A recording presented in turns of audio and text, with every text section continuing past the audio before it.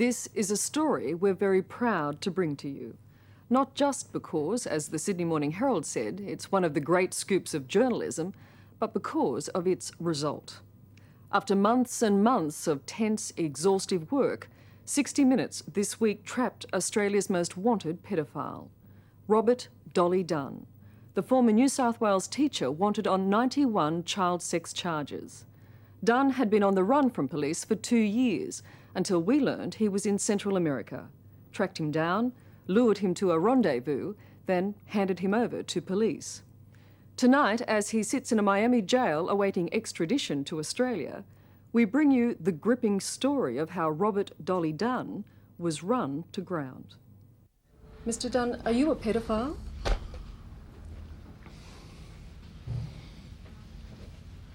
Mr. Dunn? Mr. Dunn, many people in Australia have seen videotapes of you preying on young children.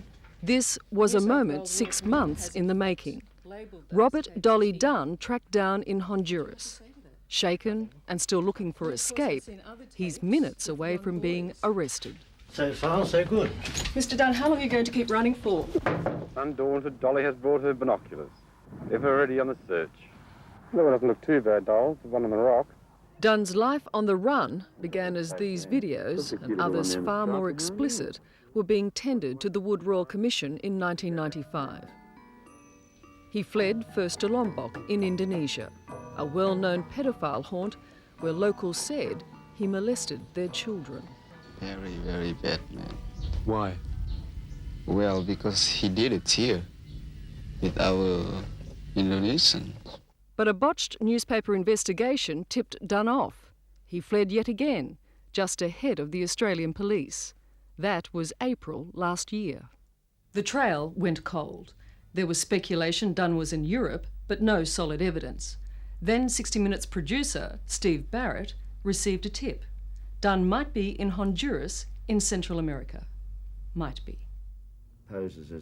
Steve Barrett worked the case in Sydney, establishing that Dunn had used his passport in Honduras last October, and with his passport due to expire, he might still be in that country. You might check the hospitals, check the bars. Our Miami-based producer, Melanie Morningstar, an expatriate Australian who is fluent in Spanish, was immediately sent to Honduras. I mean, I was travelling on those tiny little bluebird buses from the tiny little towns one to another, and I looked like everybody else. Well, albeit 10 years older than everybody else, but I look like everybody else.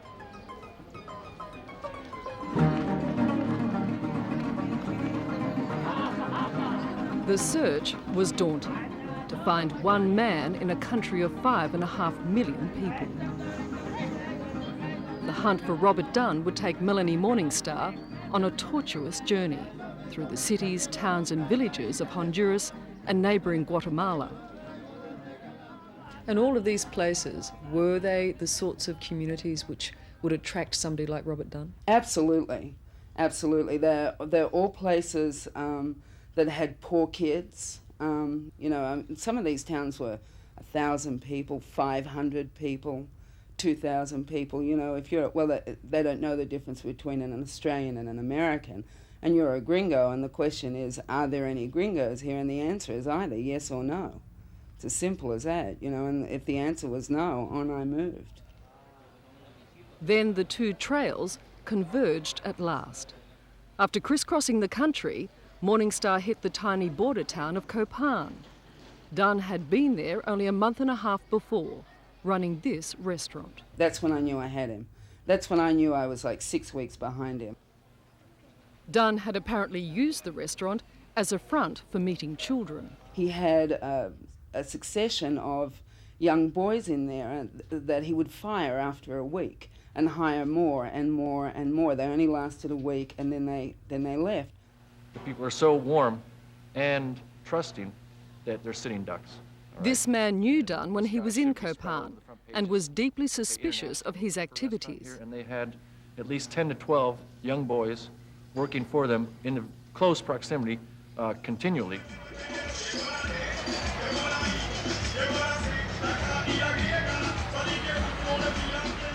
With a contact from Copan, Morningstar travelled back to the Honduran capital.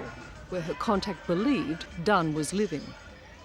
I had to see him to be absolutely sure it was him before I called in the cavalry.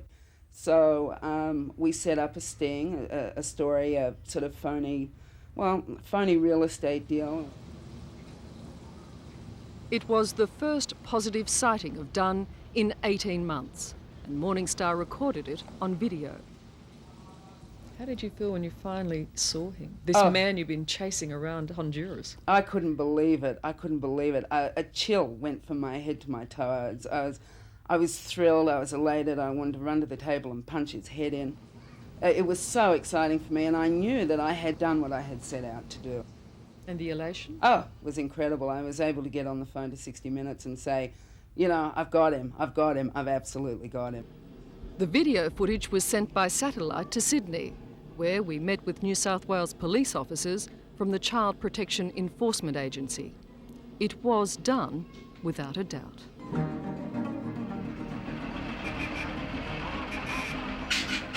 Now begins the most delicate part of the entire investigation. Working closely with New South Wales and Federal Police, we've come here to Tegucigalpa to set in place the means by which Dunn can be arrested. If you weren't on the run, Tegucigalpa would hardly be high on your list of choice destinations. It's crowded, hot and squalid. For Dunn and men like him, the attraction is children.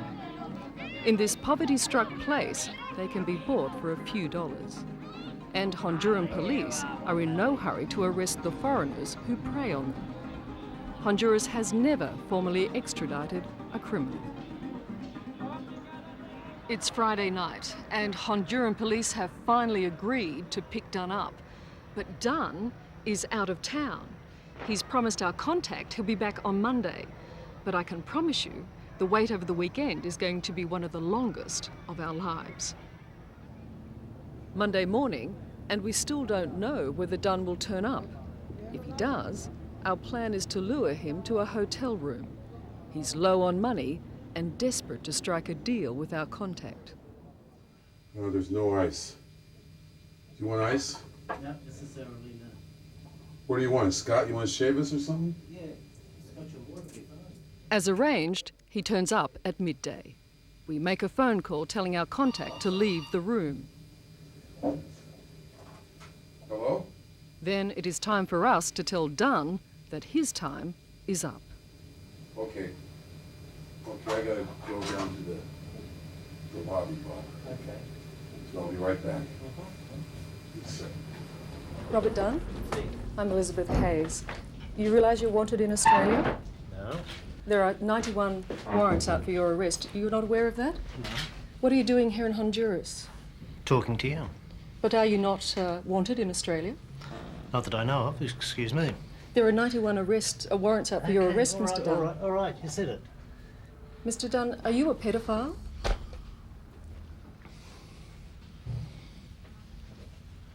Mr. Dunn? Many people in Australia have seen videotapes of you preying on young children. The New South Wales Royal Commission has in fact labelled those tapes as evil. What do you have to say to that? Nothing. We of course have seen other tapes of you involved in having sex with young boys. So far, so good. Dunn leaves the room, and now it's the turn of the police to spring their trap. You have any else? You've been on the run for a long time now, haven't you? Mr. Dunn, do you not have any conscience? Young immigration officer, you need to follow me to my office. Yes, sir. Yes. Wait. The big question now is, what will Honduran authorities do with him? The most likely scenario is that he'll be deported to America, where Australian police have arranged for him to be held and extradited. The authorities have their man, and I return to Australia to file our story, leaving producer Steve Barrett to cover any late developments. But while I'm flying out, the world's press is flying in. trying to get a word with Australia's most wanted man. I'm going to translate what he's going to read you. He'll read it in Spanish, and I will tell you this. This is going to be it's the order of expulsion. He's got nowhere left to run and is not in the mood to talk. Then, just as he's about to be deported, he amazingly decides to open up to us, the very people who tracked him down. So you're saying that the Royal Commission and the police had all these tapes, let's be fair about it, they're pornographic tapes of young boys. Yeah. So you don't deny the pedophilia?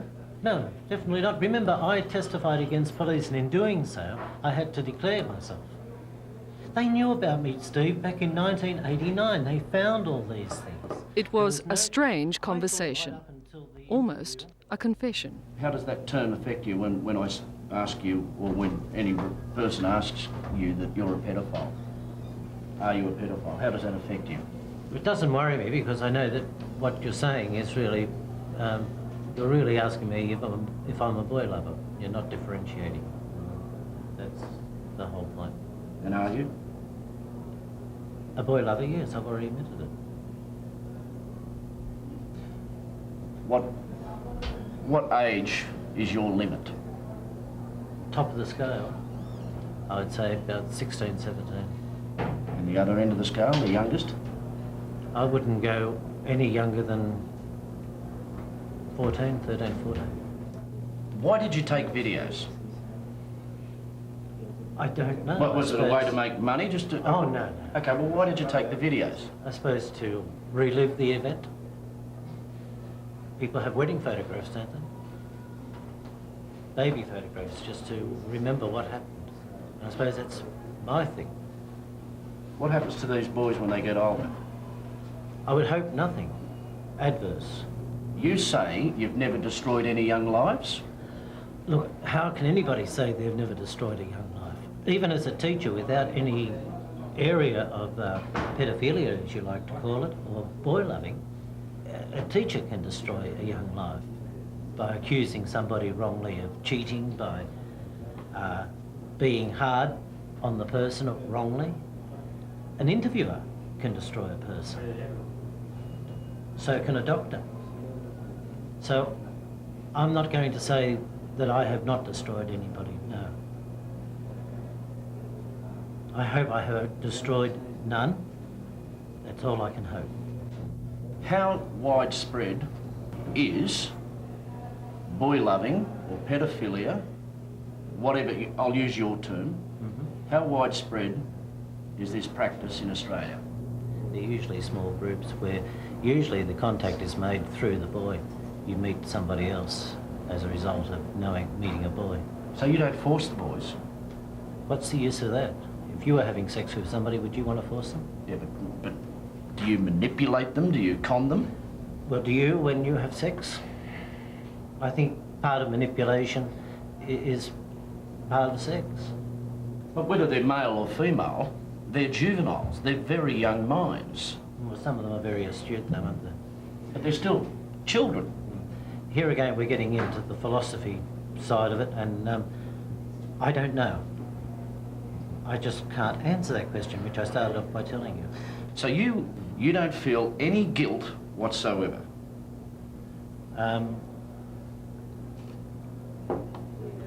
Yes, I feel a degree of guilt, yes. In what way?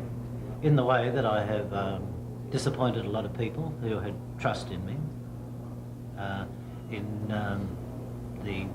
my friends, my family,